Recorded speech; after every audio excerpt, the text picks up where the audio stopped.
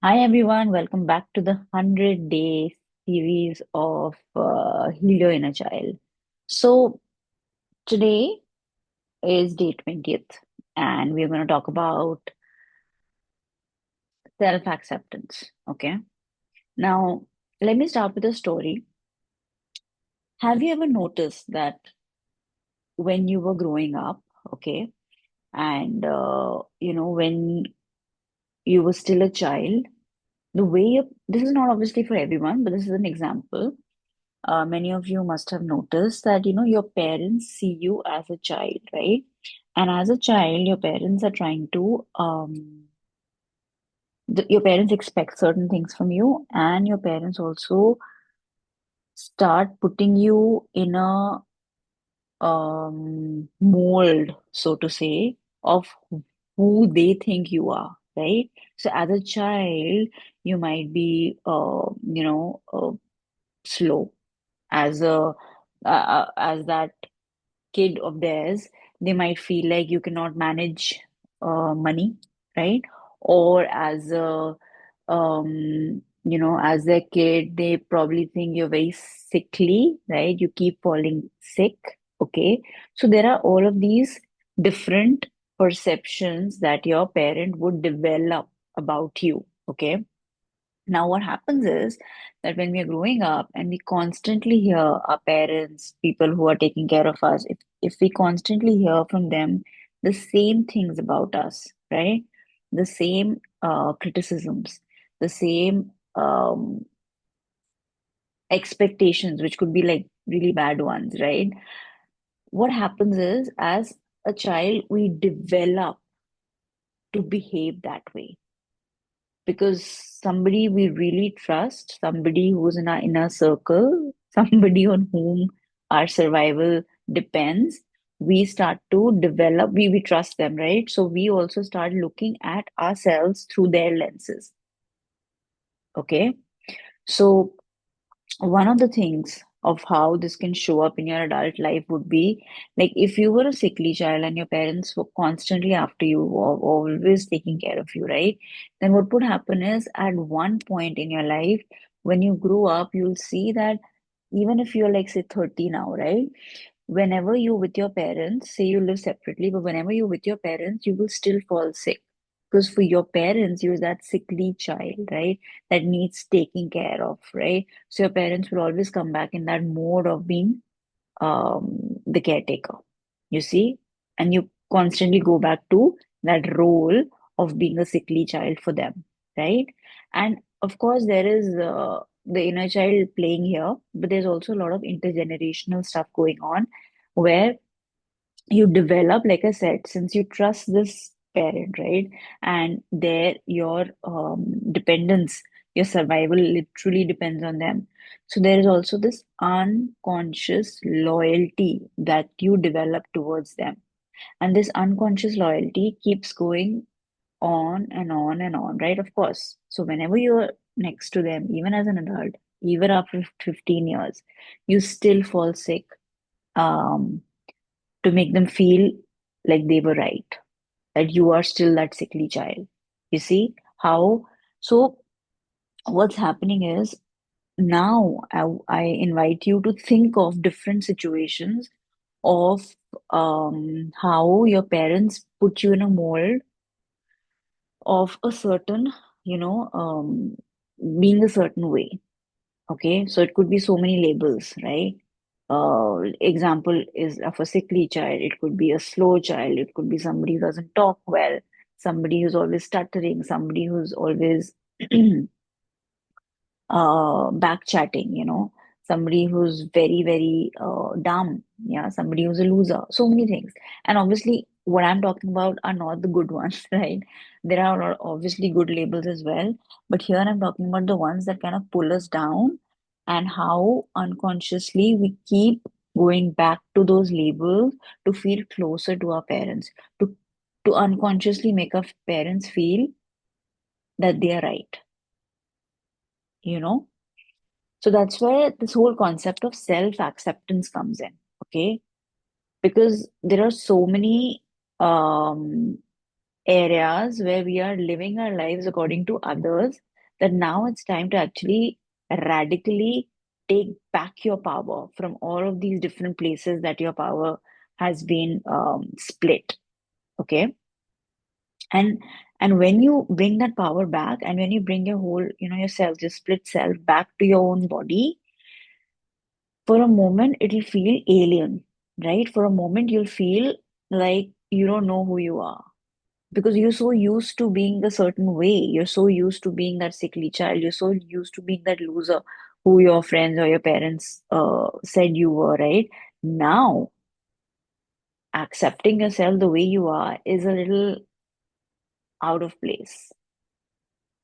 Because what happens is, one is that when you're around your parents, you go back to that old sickly child.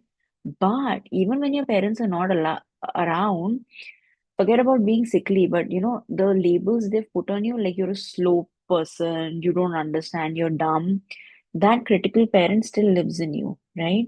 And so every time any situation comes up, that critical parent, you become so critical with yourself, just like your parent was, that that space of accepting yourself keeps diminishing day by day by day, to the extent that sometimes it's very hard for you to accept yourself, right?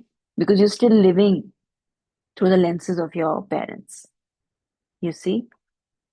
So today's exercise is actually about, again, coming back to yourself, accepting yourself, um, and learning to live with those different parts of you that you've abandoned way back. Yeah.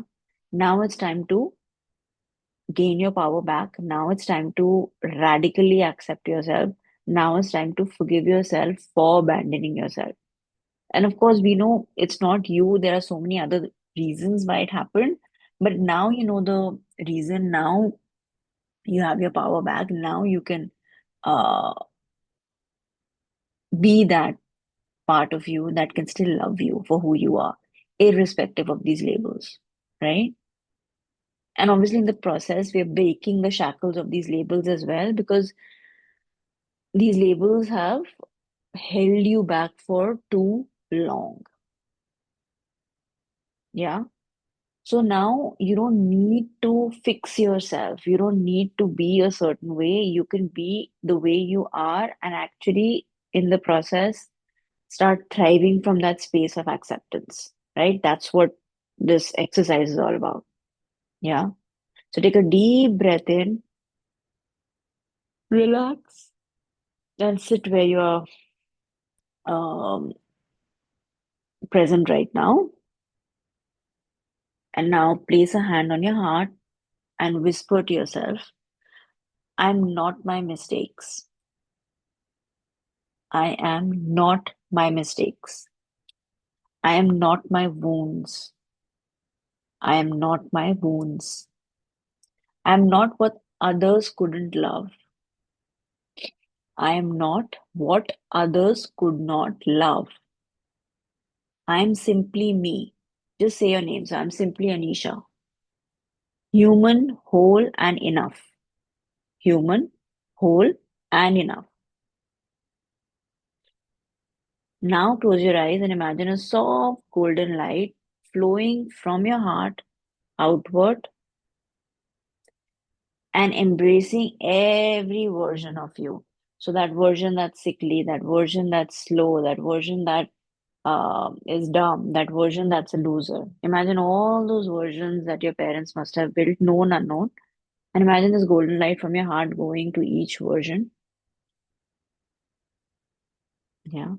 So imagine different versions of you as a child, you as a teenager, you as an adult, and let this light wrap around each one of these versions of you like a warm blanket, saying you are safe now. You are loved as you are. You are loved as you are. So this exercise is actually giving you that space to be who you are, right? If a person was falling sick as a child, how is that the child's fault, right? But because of, agitation, reactions, whatever your parents were going through, they give you they give you an identity, right? And most of those identities are often not helpful, right? And us as children, we become we are loyal to those identities and we keep living off of that, right? And that's why people say, oh, you never grow up. But then we never grow up because if we grow up, then we will not be loyal to our parents, right? If that parent always thought that you could never grow up, right? So there are so many entanglements that we need to look at here. And when we're looking at these versions, our younger selves today, we are looking with compassion, with understanding, not with judgment, what that inner child is used to, right? So try this exercise for some people. When I do this work one on one with my clients, it's not always very easy, right? Because imagine you're so used to looking at yourself a certain way, and suddenly today you've been told that it's okay to be that, and not just okay, but you can still get love by being a loser, right? Because the moment you accept yourself as a loser, that identity of being a loser actually just breaks away, and you can see after that shield is gone, you can see that vulnerable child right there. And when you look at them, all you get is love, compassion, and you feel your eyes well up looking at that younger self of yours, right? And that's what that younger self wants. It wants that love and acceptance, right? It doesn't want judgment. So notice what happens inside you. Like for instance, I'm imagining my younger self, and I'm imagining those various layers just breaking away. And I can feel literally, like I can feel my heart welling up, right? Like there are tears in my eyes. So when you do this exercise, you have to connect with that inner self, right? And you will feel a release, tears, and whatever comes up, just write it down, journal all it. Yeah. And how do you now bring this into your everyday life? Whenever you catch yourself berating yourself, belittling yourself, pulling yourself down, with that critical conversation in your mind that you're a loser, you can't do this, you're good for nothing, you've not done this, blah, blah, blah, blah, blah, right? Just shift the narrative, right? Just breathe and say, even this part of me is allowed. It's okay. It's okay for me to be slow. I'll accept this slowness. Yeah. When you feel lazy, instead of, again, chattering, you can say, even rest deserves acceptance. Yeah. When you make a mistake, you can say, yeah, even this is learning. So every time you are basically criticizing yourself, try and shift the narrative and say something that actually shows acceptance. And don't think that if I keep doing that, how will I grow? Because we need to be pushed to grow. When you accept without shame, that's when you actually grow, right? When you're constantly critical, that doesn't really let you grow, you see? So let's talk about the journal prompts. Let me give you a few questions. Question one: which part of you do you still find hard to accept? Yeah. Which part of you do you still feel hard to accept? So there will be an inner child that you're still very wary of, right? So that's where the work needs to be done. Yeah. The second would be, what would change in my life if I stopped fighting those parts? What would change in my life if I stopped fighting those parts? What Number three, what does radical self-acceptance look and feel like to me? Yeah. Because what is it for you? For me, it's this feeling, right? Does it mean something else to you? So write that down. Number four, how can I bring this acceptance into my body, not just my mind, right? And also, how do I practice this daily? Even if it's for 5 minutes, even if it's for one action, it's good enough. Yeah.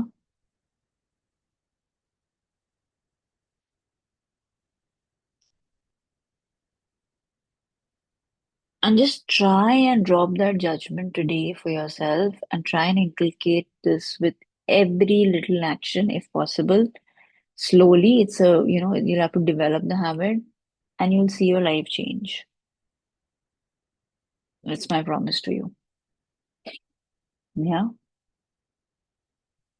So, with this, signing off for today, Anisha Das from Zarya Healings.